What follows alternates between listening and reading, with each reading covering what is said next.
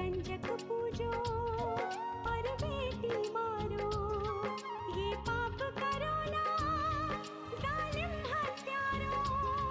मत पाप करो, मत पाप करो। क्यों मारते हो बेटियां जब पूजते हो कंजकी। तुम्हें माँ ने जन्मा और दूध पिलाया, इस दूध का तुमने ये कर्ज चुकाया, ये कर्ज चुकाया। बेटी की हत्या का पाप कमाया। मत पाप करो, मत पाप करो। क्यों मारते हो बेटियां जब पूजते हो कंजकी। बिन बिटिया स्वर्ग अधूरा। बाबूजी का फोन आया था, वो 7-8 दिन में वापस आ रहे हैं। हाँ पता है, घर पर मेरे बाबूजी का भी फोन आया था। सुनिए, बाबूजी ने राजेंद्र को वचन दिया है कि वो लौटते ही मेरी शादी उससे करवा देंगे। इस घर में हर इंसान अपने हिसाब से जीना चाहता है। अरे मैं तो चाहती ही नहीं थी कि नंदिनी बाहर जाकर काम करे। वो तो नारायण ने जिद की तो मुझे भेजना पड़ा। इसे पता नहीं था कि मिठाई प्रसाद के लिए। हाँ, इसे ये पता नहीं, उसे वो पता नहीं, लेकिन मुझे कैसे तंग करना है ये सब इसे बहुत अच्छे से पता है? बस भी कीजिए माँ जी।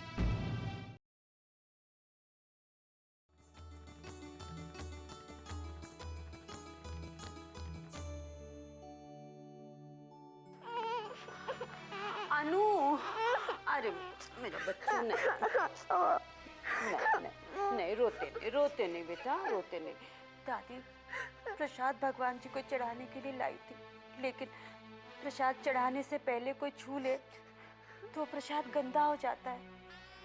भगवान जी नहीं खाते उसे, इसीलिए दादी को गुस्सा आ गया और उन्होंने डाल दिया। मत रो। लेकिन वो मुझसे नाराज क्यों है? वो हमेशा मुझे डांटती रहती है। नहीं बेटा, जब कुछ गलत होता है तभी उन्हें गुस्सा आता है। उस दिन मैंने उनको छू लिया था तो वो कितना गुस्सा हो गए थे। कह रहे थे कि इसे इस घर में लाए क्यों? नहीं, मत रो मेरा बच्चा। गलती से कह दिया होगा, तुम रोना बंद करो, मत रो। दादी आपको भी कितना डांटते हैं। वो बड़ी है ना बेटा, हम अगर कुछ गलत करेंगे तो हमें डांट सकती हैं, है ना? डांट सकती है ना?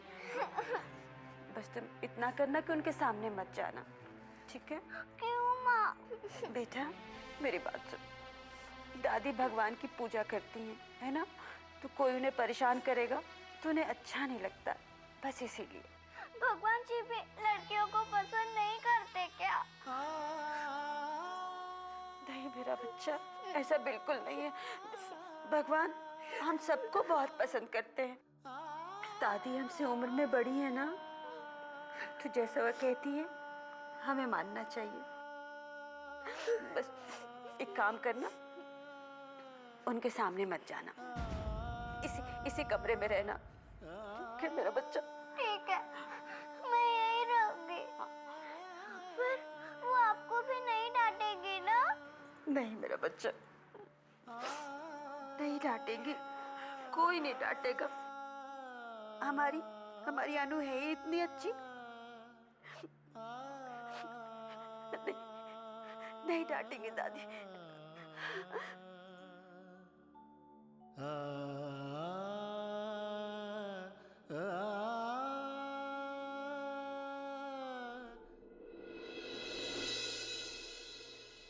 और जब मैं वहां पहुंचा ना, तो मैंने देखा कि कचरे के ढेर में एक छोटी सी बच्ची पड़ी हुई थी। मैं देखते ही समझ गया कि वो अभी पैदा हुई है। भूख से बेचारी बेहाल थी, बहुत रो रही थी। फिर उसके बाद क्या हुआ भैया? मैंने उसे उठाया और सबसे पहले अस्पताल लेकर गया। 2 दिन उसे वहां रखा और जब पूरी तरह ठीक हो गई तब उसे अनाथ आश्रम छोड़कर आया।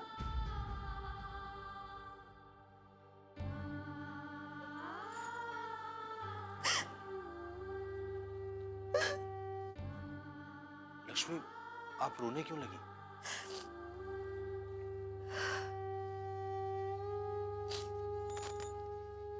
मुझे ये सोचकर रोना आ रहा है अश्विन जी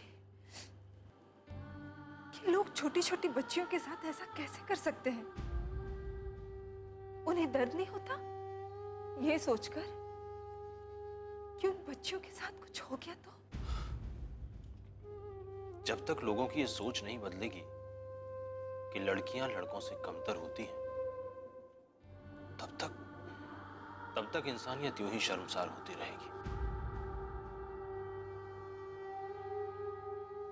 अरे आप दोनों लोग तो बहुत सीरियस हो गए हो। मैं ऐसा करती हूँ, आप लोगों के लिए चाय बनाकर लाती हूँ। सोहिनी तुम बैठो, मैं बना लाती हूँ। क्यों? मेरे हाथ की चाय आपको पसंद नहीं है क्या? ऐसी बात नहीं है, बस 2 दिन और मेरे हाथ की बनी हुई चाय पी लो, फिर मैं चली जाऊंगी यहाँ से। हाँ ये बात भी है, तो ठीक है आप ही बना लीजिए। लक्ष्मी, धीरज भैया भी आने वाले होंगे, उनके लिए भी चाय बना लीजिएगा।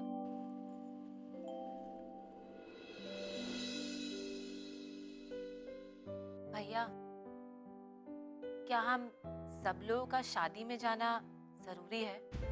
हाँ बिल्कुल। क्यों, तुमने सुना नहीं पापा ने क्या कहा? पर अब तो ज्यादा टाइम भी नहीं बचा है, परसों ही तो सब कुछ आना है। क्यों? हाँ भाई, जिसको जो पैकिंग करनी है कर लो, फिर लास्ट टाइम पर ये नहीं होना चाहिए कि मेरा ये छूट गया वो छूट गया। अब देवर जी, लक्ष्मी का क्या हुआ? उसका महिला आश्रम में आपने इंतजाम कर दिया ना? बिन बिटिया स्वर्ग अधूरा।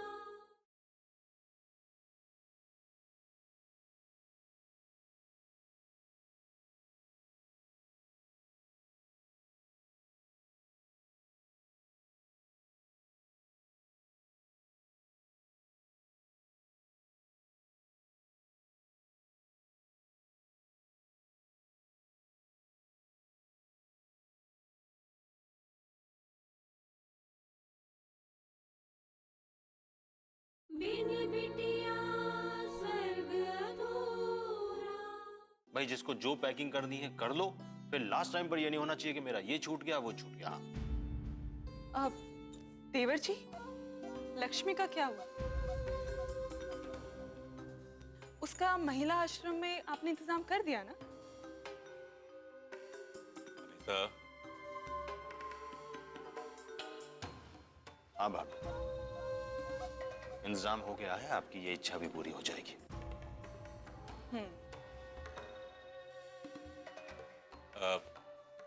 पापा कहाँ हैं? अब तक सो रहे हैं क्या? नहीं भैया, पापा मंदिर गए हैं। अच्छा। चाय।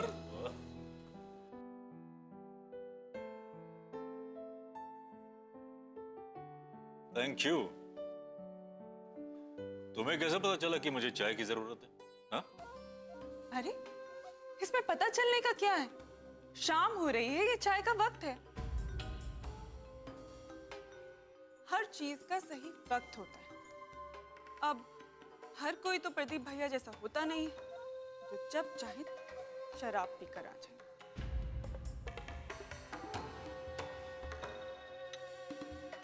भाभी, आप अगर इस बारे में कुछ ना ही बोले तो बेहतर। क्यों ना बोलूं? देवर जी, ये घर जितना आपका है ना, उतना मेरा भी। भाभी, जितना आप घर को अपना समझती हैं ना, अगर घर वालों को भी उतना ही अपना समझें तो बेहतर होगा। मतलब आप कहना क्या चाहते हैं देवर जी? कि मैं आप लोगों को अपना नहीं समझती? जिस तरह से आप सब में सिर्फ कमियां देखती हैं, कमेंट्स करती हैं, उसे देखकर तो यही लगता है। माफ कीजिए अनीता भाभी, लेकिन प्रदीप भैया इस वक्त बहुत परेशान हैं। लेकिन उससे बड़ी टेंशन तो ये है कि ये सब बातें अंकल जी को पता चल गई तो उन्हें बहुत बुरा लगेगा। इसलिए अनीता भाभी, आप अंकल जी के सामने इस बात का जिक्र मत कीजिएगा। मुझे तो बहुत हैरानी हो रही कि इस घर में अगर कोई गलत काम करता है तो उसे कोई कुछ बोलना क्यों नहीं चाहता। हद होगी। पापा जी के अस्पताल में एडमिट होने के बाद भैया ने ये वादा किया था कि वो फिर कभी शराब नहीं पिएंगे, लेकिन फिर उन्होंने वही किया, वही हरकत की। ये भी नहीं सोचा कि अगर पापा जी को पता चलेगा तो उन्हें कितना दुख पहुंचेगा।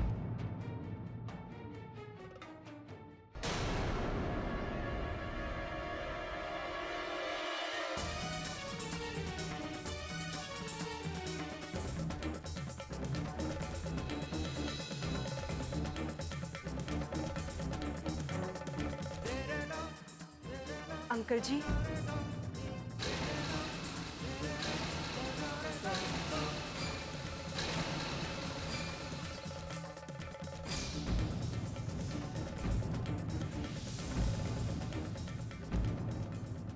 अनीता ने जो कहा वो सही था।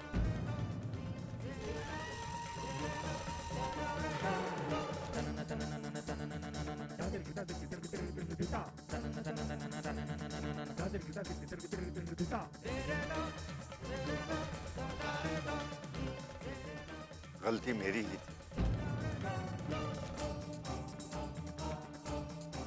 जो मैं ये समझ बैठा था कि प्रदीप अब ऐसा कुछ नहीं करेगा।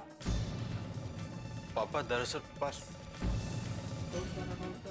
मुझे किसी से भी कोई सफाई नहीं सुननी।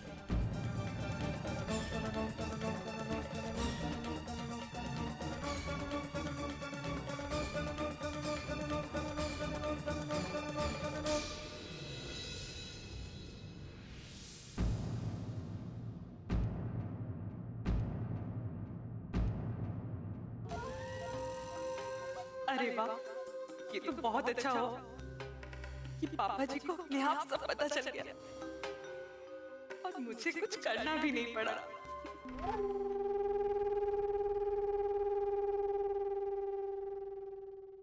बिन बिटिया स्वर्ग अधूरा।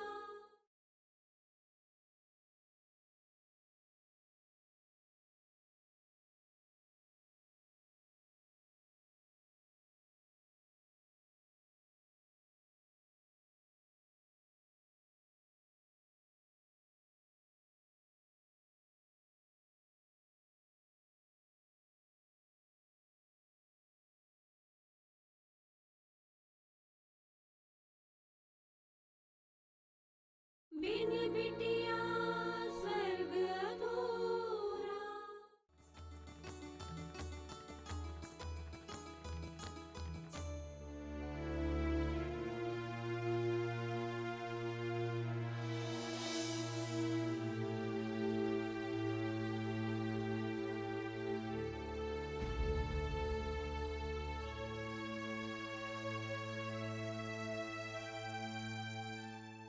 अंकल जी, अगर तुम प्रदीप की वकालत करने आई हो तो कोई फायदा नहीं। नहीं अंकल जी, मैं सिर्फ इतना कहने आई हूँ कि अनीता भाभी ने जो कुछ भी कहा है वो वो बात अधूरी है। अगर अधूरी बात इतनी दुखदाई है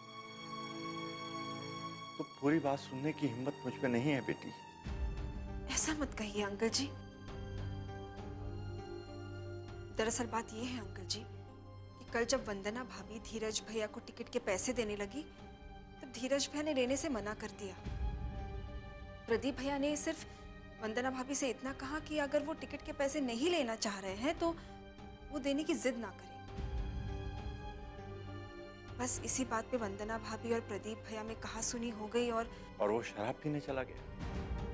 क्या ये सही किया उसने? नहीं अंकल जी, ये उन्होंने बिल्कुल सही नहीं किया। लेकिन अंकल जी वो परेशान थे और हर परेशान व्यक्ति अपनी परेशानी से छुटकारा पाने के लिए अगर शराब पीना शुरू कर दे बेटी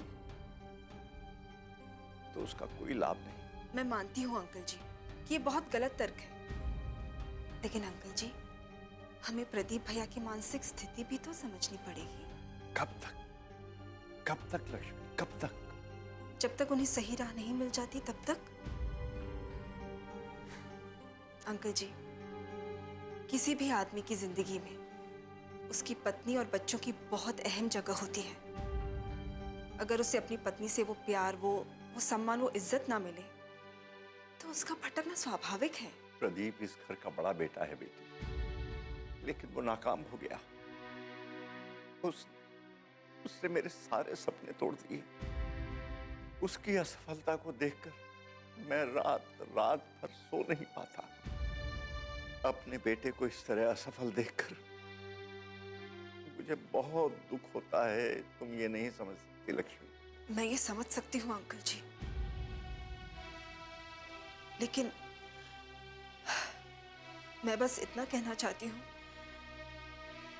कि हर बार प्रदीप भैया को पीने के लिए बुरा भला कहने से बात संभलने की बजाय और बिगड़ जाएगी अंकल जी। बात तो बहुत बिगड़ चुकी है बेटी। अगर प्रदीप की मां जीवित होती तो उस पर क्या बीतती। इन हालात को देखकर तो मुझे लगता है अच्छा है कि उसकी मां इस दुनिया में नहीं है, वरना उस पर क्या बीतती। अगर आंटी जी आज जिंदा होती तो इस घर की ऐसी हालत हुई नहीं होती। प्लीज अंकल जी। बेटी, मैं कुछ देर अकेले रहना चाहता हूँ, प्लीज। जी।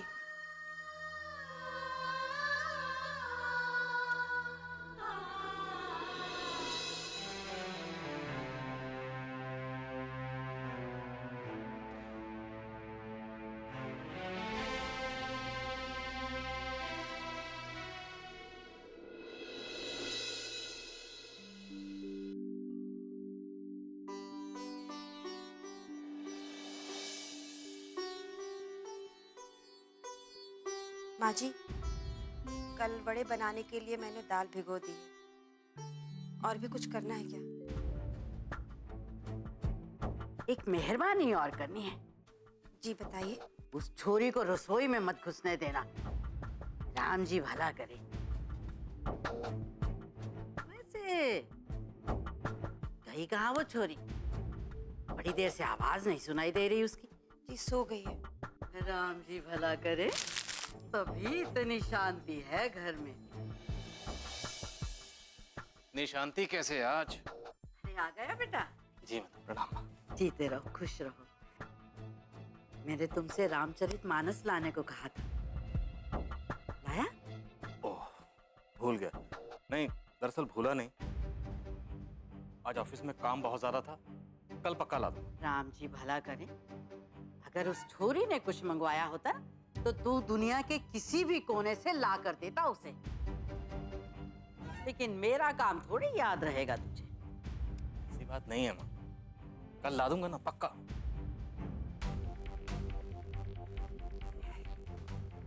गुड़िया कहाँ है?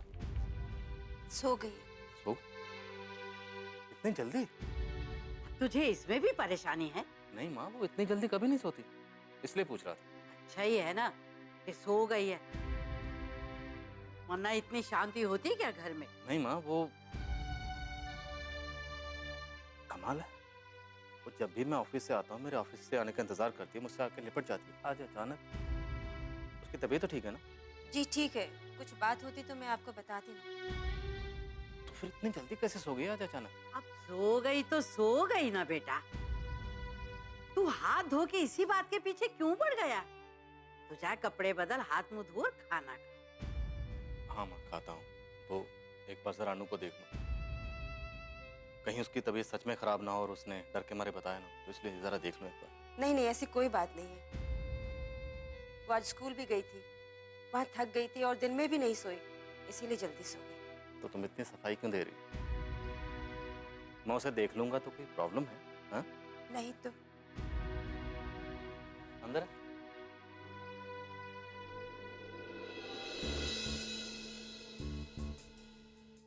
राम जी भला करे, हैं? चिंता में कैसे सूखे जा रहा है। और ये सुशीला भी चुप नहीं बैठेगी, अब पूरी राम कहानी सुना के रहेगी। और फिर वो आएगा गुस्से में भनभनाता हुआ। लेकिन मैं भी उसकी माँ हूँ, एक नहीं चलने दूंगी उसकी। बिन बिटिया स्वर्ग अधूरा।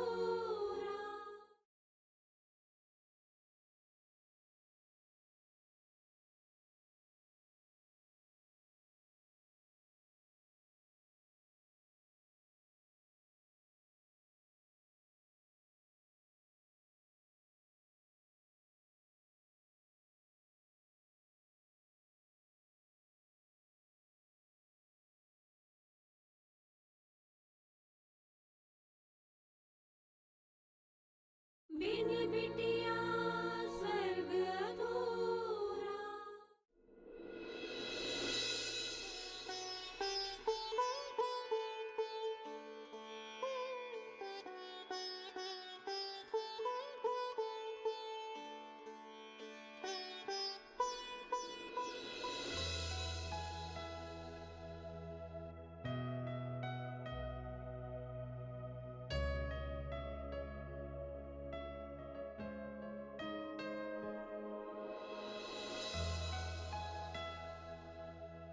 चेंज कर लीजिए। क्या देख रहे हैं? कितनी प्यारी लग रही है ना हमारी फूल सी बच्ची। चेंज कर लीजिए, खाना लगाती हूँ मैं। सुशीला,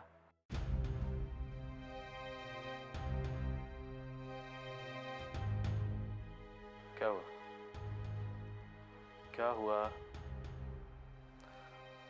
सुशीला? क्या हुआ? तुम्हारी चुप्पी बता रही है कुछ ना कुछ जरूर हुआ। क्या हुआ?